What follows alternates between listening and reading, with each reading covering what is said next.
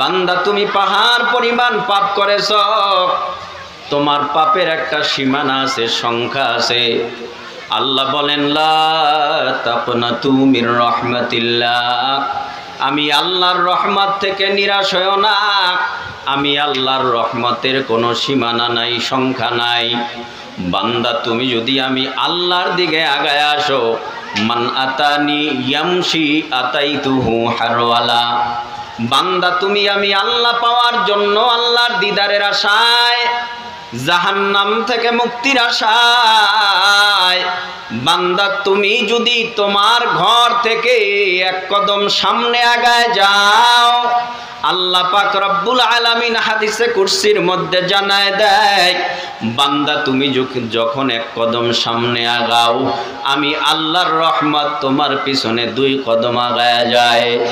বান্দা তুমি যখন 2 কদম আগাও, আমি আল্লাহর রহমত তোমার দিকে দৌড়ায়া যায়। বান্দা তুমি যদি আমি আল্লাহ পাওয়ার নেশায় তুমি যদি দৌড়াও, আমি আল্লাহ সহ্য করতে পারি না। আমি আল্লাহর রহমত, আমি আল্লাহর দয়া এত বড়, এত বেশি। আমি আল্লাহ তখন তোমারে আমি আল্লাহর কুদরতি কোলে তুলিয়া নিয়া রহমতের পানির দ্বারা তোমার সব গুনাহ ধৌত করিয়া, আমি আল্লাহ নাম জাহান্নামের খাতার থেকে কাইটা তোমার নাম জান্নাতের খাতায় উঠায় দে। এবার একটু মহাব্বতের নজরে উঁচু আওয়াজে বলেন, আমাদের গুনাহ বড় না আল্লাহর দয়া বড়? পিছনের ভাইরা বলেন, মহাব্বতে বলেন, আমাদের গুনাহ বড় না আল্লাহর রহমত বড়? আমাদের গুনার সীমানা আছে না নাই?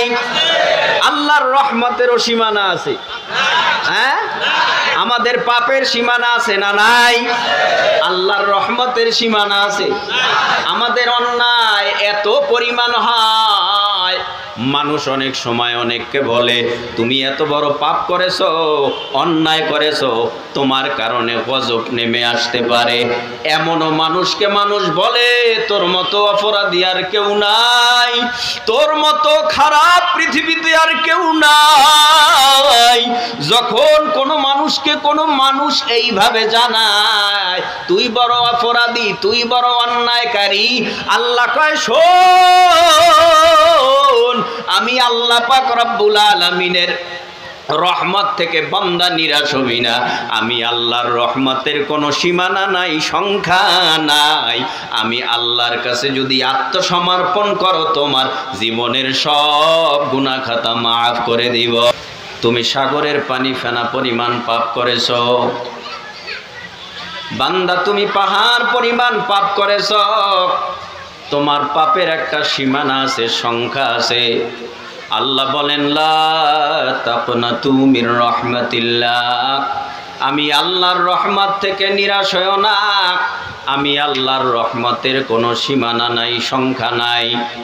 বান্দা তুমি যদি আমি আল্লাহর দিকে আগায় আসো, মান আতানি ইয়ামশি আতাইতুহু হারওয়ালা।